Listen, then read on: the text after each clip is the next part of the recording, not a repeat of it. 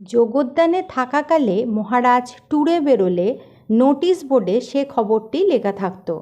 একবার লেখা হয়েছে, পূজ্যপাত মহারাজজি আগামীকাল অমুক সময়ে যাত্রা করবেন। সন্ধ্যের সময় প্রণামের পর মহারাজকে যখন তার ঘরের দিকে নিয়ে যাওয়া হচ্ছে, বোর্ডের কাছে দাঁড়িয়ে মহারাজ নিজেই বোর্ডের লেখাটা উচ্চারণ করে পড়ছেন। পূজ্যপাত মহারাজজি আগামীকাল অমুক সময়ে যাত্রা করবেন। পড়েই বলছেন, মহারাজজি যাত্রা করবেন কেন? থিয়েটার করলে হয় না?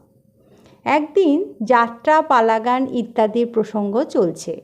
হঠাৎ মহারাজ বলছেন, গ্রামের একটি ছেলে পঞ্চানন, সে একবার সেই গ্রাম ছেড়ে যাত্রা দলের সঙ্গে চলে যায়।